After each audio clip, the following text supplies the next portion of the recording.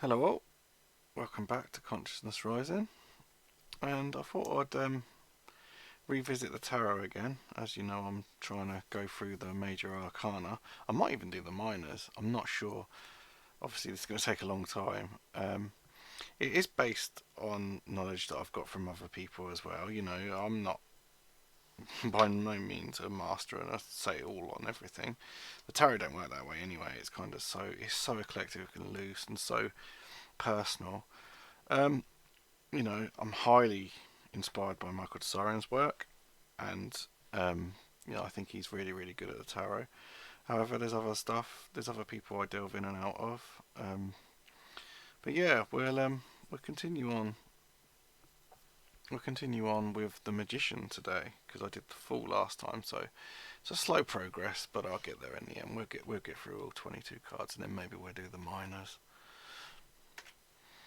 Okay, so my first thoughts about the Magician, like before I go into the number and everything, because the number's important and the symbology around in him, is that to me, the fact that he's glowing, the fact that he is standing there so self-assured, to me, like that's the kind of feeling I get.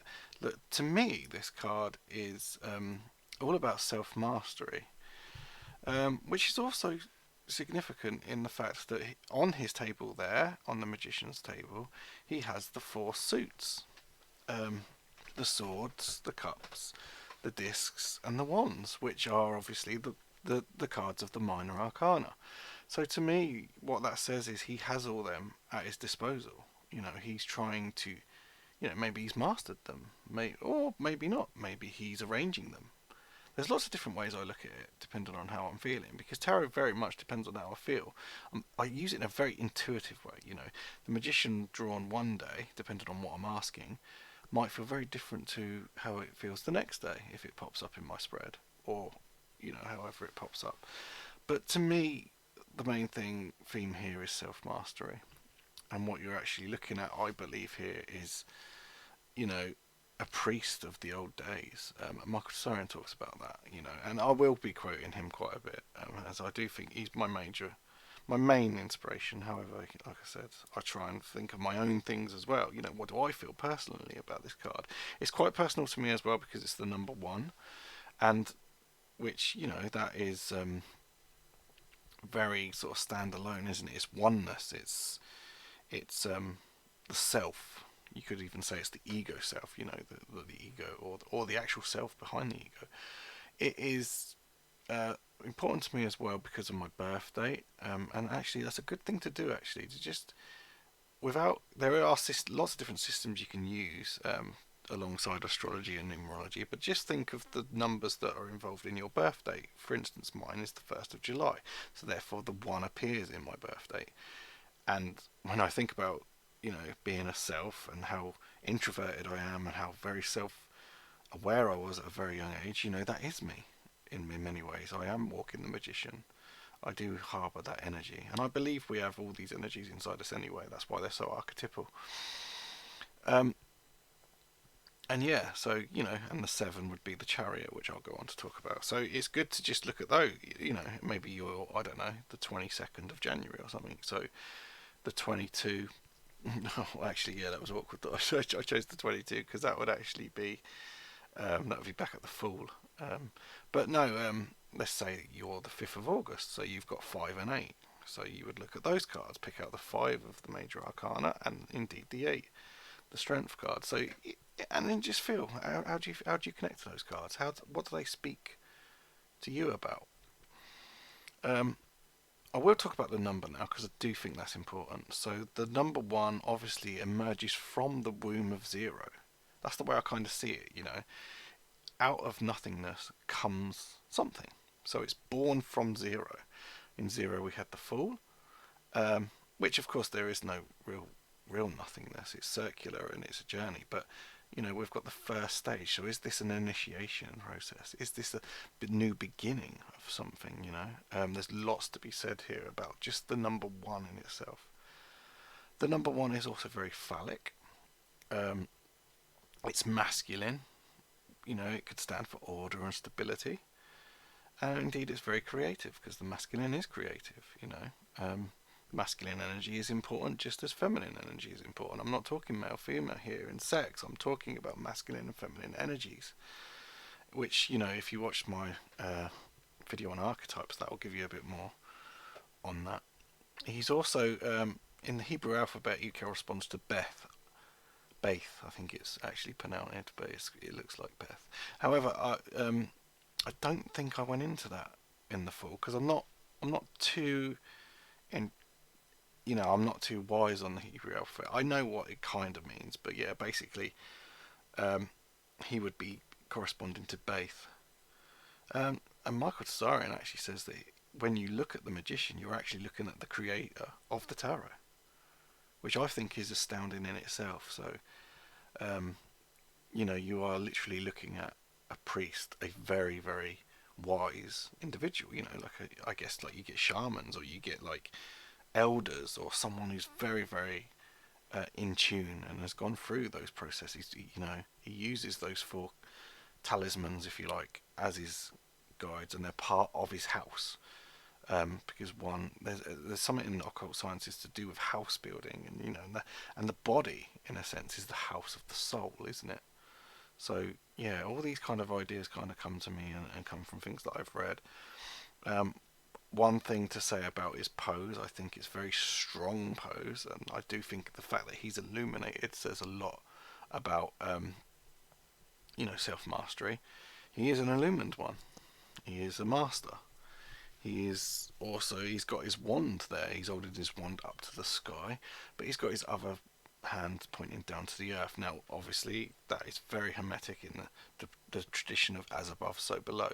So he is, the way I see it as well is he is in tune with the forces from above, which he's channeling into himself, but he's also in tune with the earth, feet on earth, head in heaven, as they say, or whatever, however you want to perceive it. One thing I want to talk about as well is, the four suits, the swords, the cups, the discs, and the wands. They very much also speak of the four elements, fire, water, air, and earth. And in many ways, this is something that often springs to my mind when I think about him, because he's in control of them. Is he actually the fifth element? Which anyone that's sort of into the occult sciences and stuff will know that that's very important and significant. Five is very important, but within the five is the four, the mastery of four. And maybe the magician is the fifth element because he wields these powers. He's mastered them within himself. And one thing that Michael Tsarian also points out as well, which I must talk about, is also how the four is very important here because the four also talks about the four arts. Okay, the mystery traditions of tarot, Kabbalah, astrology, and numerology. And him being an adept, him being a master of these, they're also representing that. He's mastered those, which are the four occult sciences. One thing, another thing that comes from Tsarian that a lot of people do not cover, I mean, it's probably been covered elsewhere as well, but I've not come across it much, is the Egyptian connections here, because he talks about the table being three-legged, and actually, but it holds on it a four-sided table, which he says is actually representing the pyramid. So we're talking about ancient cults here. The serpent is interesting as well because I think it's the Stellar cult. I might be wrong on that, but there's this. Just get my notes here. But there's also the belt that he's wearing around himself. It's the Stellar cult, and to be as wise as serpents. And also you'll find the serpent in like the Kundalini. You'll often see that, and that's often seen as self mastery and enlightenment, isn't it? So that's an interesting connection there with the serpent. The serpent is biting its own tail, which often stands for infinity. And talking about infinity, although I'll go along a little, what I want to draw your attention to now is this symbol above his head. Now most people will say that would be infinity, which it can be. Yeah, I'm not in argument with that, and that's the beauty of tarot. However, I want to draw your attention to this. It's actually called a lemniscate. And Tsarian, again, I'm going to quote him a lot because he points out that actually this is also representing the precession of the equinoxes. And anyone that knows a bit about that, I think I covered that. I don't know which video it was in, but it might have been my religion one. But the precession of the equinox, so we stand at different points on the zodiac in different eras. And in fact, if you look at that picture down below of what the precession looks like, if you look at that, that kind of symbolises that infinite loop, doesn't it? That lemniscate. So I think he's on something there. I really do think it represents that as well. So is the magician, is he, again, self-mastery? Has he gone round that whole cycle again? There's lots of different ways you can look at it. And bringing in the astrology here, we face different points, don't we, in astrology when we, depending on different ages we're in, and it takes, I think it's 26,000 years each time we enter a new phase. And is that, I think the lemniscate is talking about that as well. But indeed, when you think about all the major arcana, okay, so all 22 cards of the major arcana, each do represent a different age. These are beginnings, and they're rites of passage, not only in an individual human life, but as a collective. And as we go into different ages and eras, different things we have to learn. And I think that is what that lemniscate is sort of talking about. I do think that really is onto something there, because you can kind of see it there as I just go back there. But yeah. So also you've got the red roses. Now a lot of people have talked about them being desire, because red symbols desire in sort of like, if you study colours and what they represent. And obviously desire drives everything. Desire drives your whole life, Every time you take an action, there's a desire to do something or get a need met, or to create, and the desire to create. And I think that's interesting as well with his robe. His red robe he's symbolising that he is in touch with that desire. The white, again, could that be all the colours combined to create that Christ-like? As they talk, you often hear about people, talking about the Christ-like being white because it's all the colours combined. Well, here you've got all the suits combined. Here you've got all the colours combined, and he's wearing it. He has the 4 suits at his table.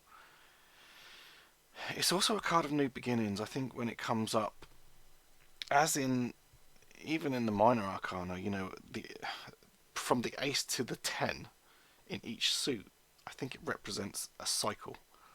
So, the other day I did a reading for myself. I've been using tarot quite a lot lately, and I got a lot of 5s, because obviously I'm looking at the symbols. The symbols are the most important thing when you deal with tarot, I believe. But obviously, yeah, as I said before, like Tsarian, I use it in conjunction with numerology, Kabbalah. I'm not as good with astrology, I've got to be honest. However, I've got an awareness. But yeah, and I noticed in my reading the other day, a lot of 5s came up, which I think was very interesting, because that's midway through from the ace to the 10. And it did actually ring true for me at that particular point in time. So yeah, I often, if I'm doing a reading with someone, I'll look for number correspondences. If a lot of 1s come up, maybe they're at the beginning of something. Because I think the magician he is like a beginning. It's a new beginnings. It's, some even say it's like the higher self, and maybe he's in, what he's doing there is calling down the higher self from above. With that phallic wand, he's in touch with the divine powers from above, but he's also in touch with the earth, as I said.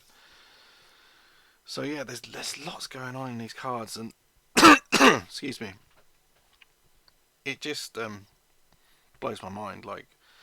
And often, and I'm sure I did talk about this in my initial tarot video, it's not often the cards themselves, it's their relationships to one another. So if you pull the magician, and that might come up next to, I don't know, a different card, it might be asking you to look at your self-reliance, because this is ultimately a card of self-reliance. He has no one else with him there. He is a master of the self. And if it comes up in a reading, ask that question. Am I at the start of a journey? Is this a new beginning for me? Depending on what you ask the tarot, because you know, what I've been doing lately, I've been shuffling the cards, and I go in with I don't like a lot of structure, so I'll go in and I'll just think in my mind, what do I need to know right now? What energy do I need to bring to my life right now, or something like that. So, and very intuitive. And I might just pull four cards. I might pull three. I might pull two. I rarely, rarely, rarely pull one, because I think, as I said before, it's the relationship to the other cards. So yeah, the beginnings of a journey, the self-reliance, higher self, the three-legged table being the pyramid, the Egyptian, origins of this card, the snake, wise as serpents, the glowing luminescence that's coming off of him, as above, so below. This is, to me, about self-mastery, higher self, self-reliance, and new beginnings. Yeah, so, I'm not making these videos too long. I could go deeper and deeper. But let me know what you think. If you want to leave a comment, leave a comment. If you don't, that's fine too. But my next video will be on trauma. I'm going to break trauma down into 3 different categories, which will hopefully give you some deeper insights and understandings. Take care, guys. See you in the next one.